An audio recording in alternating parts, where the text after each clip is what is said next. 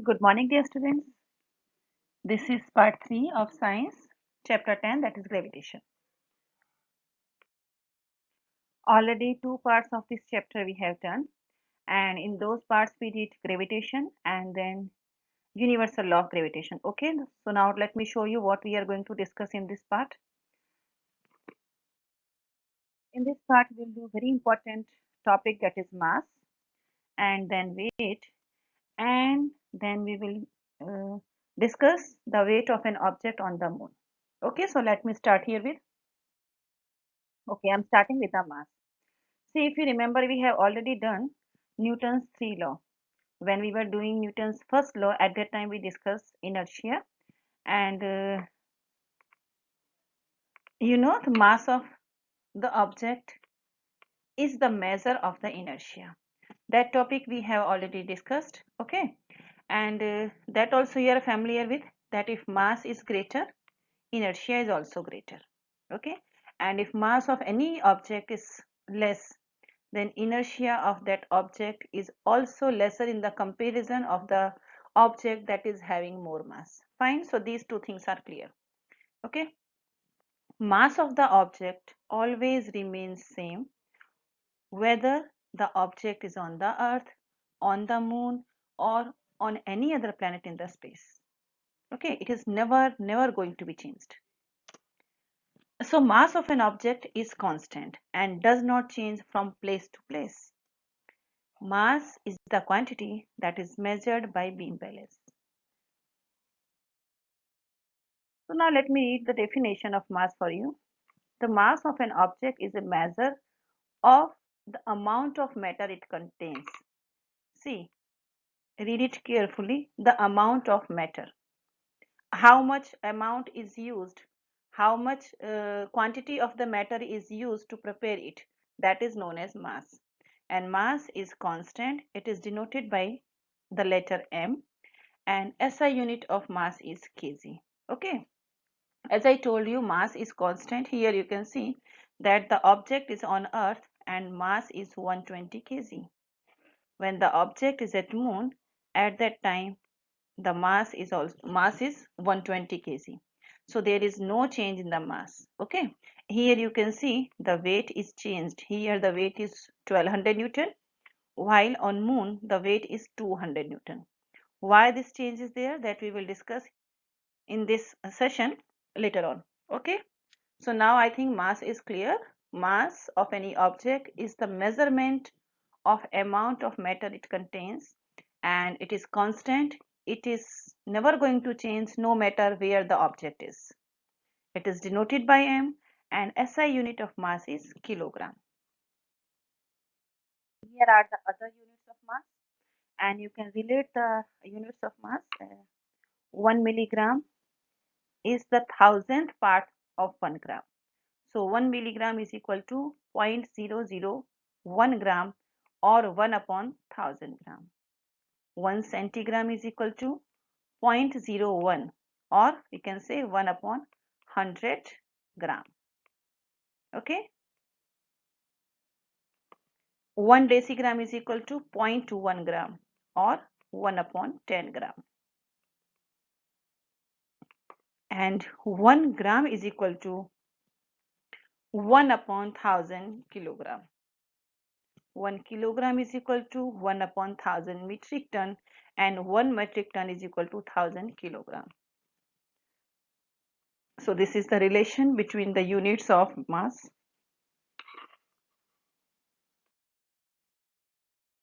Now I'll come to the another topic, and that is weight.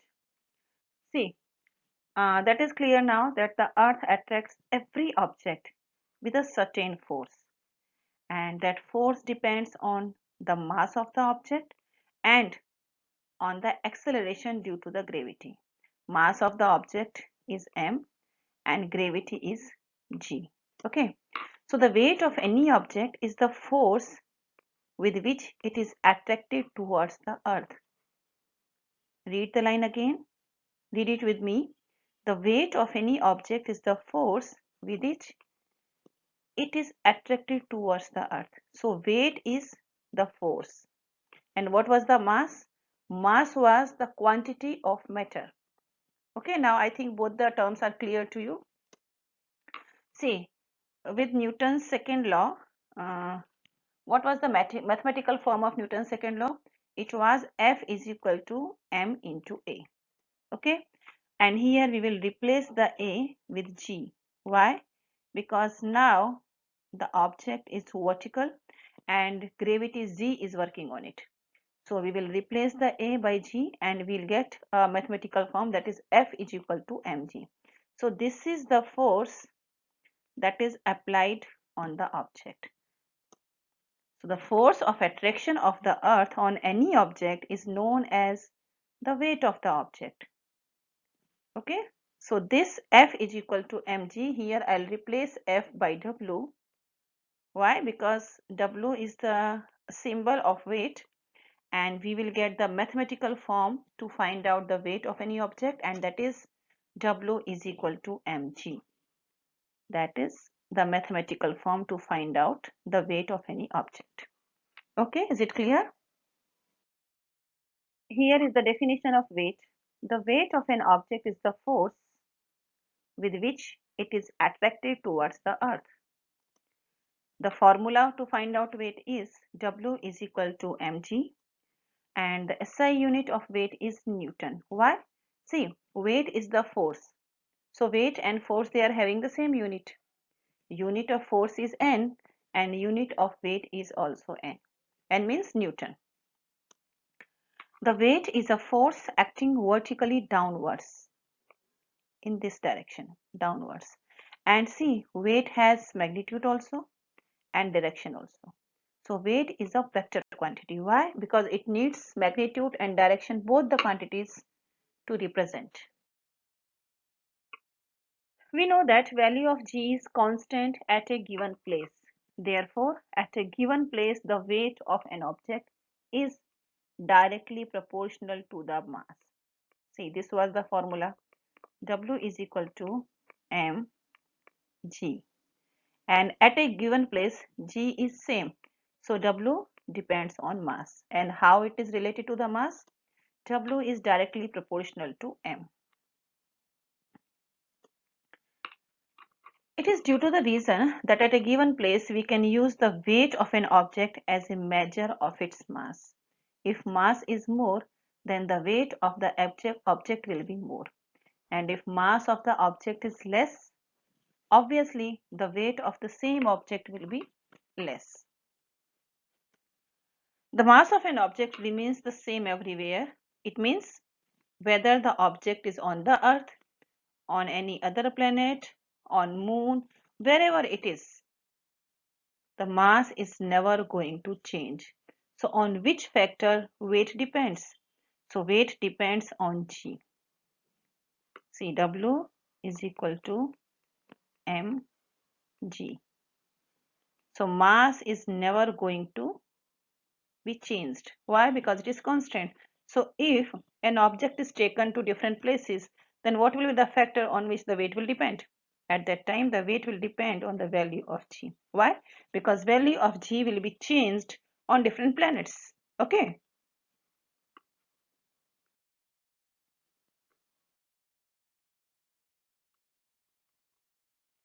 Here you can see some instruments are there that are used to measure weight. Okay. Here is the difference between mass and weight. As you know, mass is the quantity of matter. Mass is the quantity of matter, while weight is the measurement of gravitational force. Mass is always constant, and on the other hand, the weight of any object depends on the gravity at that place. The unit of mass is kilogram, while the SI unit of weight is Newton. Here you can find other units of mass also, grams and milligram. Okay. Mass is measured using a pen balance, beam balance, okay, and sometime on electric balance also. While weight is measured using a spring balance. Mass is a scalar quantity while weight is a vector quantity. Okay, weight is a derived quantity. Why? Because to find out the weight we need mass and the value of g, while mass is the basic quantity. Okay, mass is m and weight is mg. It is denoted by w. W is equal to mg. So this is the difference between mass and weight. Okay, weight of an object on the moon. Is it going to change? Okay, how is it going to change? That we will discuss. The weight of any object on the earth is the force with which the earth attracts the object. Okay, in the same way we can say the weight of any object on the moon is the force by which moon is attracting the object. So the mass of the moon is lesser in the comparison of the mass of the earth. So due to this reason, moon exerts lesser force of attraction on the objects. So it is clear that the weight of any object on the moon will also be lesser. Now let me show it to you. Here we have taken the object, this triangular object. If you follow my red pen, you will see this triangular object. Okay, that is the object and mass of this object is small m. And on the moon, its weight is Wm. Here is the moon, that is moon. Mass of the moon is m, and radius of the moon is rm. Here you can see the radius of the moon. This is radius of the moon. Okay, so now we will use this data and we will apply the universal law of gravitation. And by applying the universal law of gravitation, we find the weight of the object on the moon will be Wm is equal to Gmm into m upon r square. How did we find it? See, we used this formula. F is equal to capital G, mass of both the objects and the distance between them. Okay, so when our object is on the moon, at that time, see, W is equal to G and mass of both the objects and the distance between them. This radius of the moon will be the distance between the moon, see here, between the moon and the object. Okay, now we will consider the same case on the earth. Mass is not going to be changed, so mass of the object will be same, that is small m. Okay, here the weight of the same object on the earth will be We. Weight will change, that is why it is We, and mass of the earth is m and radius of the earth is r. Here you can see the radius of the earth, this is r. Okay, now apply the same formula and we will get We is equal to Gmm upon r square. So Wm is the weight of the object on moon and We is the weight of the object on the earth. Okay, now we will use both the formulas to find out the weight. We will use these numerical values to find out the weight of any object on moon and on the earth. See, on the earth and on the moon, the mass of the earth is 5.98 into 10 to the power 24 kilogram, while mass of the moon is 7.36 into 10 to the power 22 kilogram. And radius of the earth is 6.37 into 10 to the power 6 meter, while the radius of the moon is 1.74 into 10 to the power 6. Now we will substitute these values and see, this is the formula. Wm is equal to G mm into m upon r square. What is Wm? That is weight of the object on moon. G, the value of G is constant that you are familiar with. That is gravitational constants. Okay, mm, mass of the moon. And what is the value of small m? This is the mass of the object. R square m means radius of the moon. So now substitute the values. We get this. Wm is equal to g. See, 7.36 into 10 to the power 22. This value we have substituted over here. Okay. And 1.74, that is the radius. Fine. Now we get Wm is equal to 2.431 into 10 to the power 10 g into m. This is the same m. Fine. In the same manner, if we try to find out the value of We, means weight of the object on earth, we get 1.474 into 10 to the power 11 gm. Now divide both the equations. So we get Wm upon We is equal to, we did nothing, just we divided on LHS and on RHS. Okay, and we will get 0.165, that is almost or approximately 1 upon 6, means weight of the object on the moon, and the ratio between the weight of the object on the moon to the weight of the object on the earth is 1 upon 6. So now it is clear that weight of any object on the moon will be 1 by 6th to its weight on the earth. Okay, here is the example. Let me read the example for you. What does it say? Mass of the object is 10 kg. So what is its weight on the earth? Very easy question it is. And let me solve it for you. Mass is 10 kg and g is 9.8 meter per second square. See, let me tell you, if the value of, usually in questions the value of g is given. Okay, if it is not given, you can take the value of g is 9.8 meter per second square. Why? Because on the earth the value of g is taken 9.8 meter per second square everywhere. Sometimes the value of g is taken 10 also to make the calculations easy. So if you are solving the question by taking the value of g 9.8, then also it is correct. And if you take the value of g as 10, then also it is correct. Okay.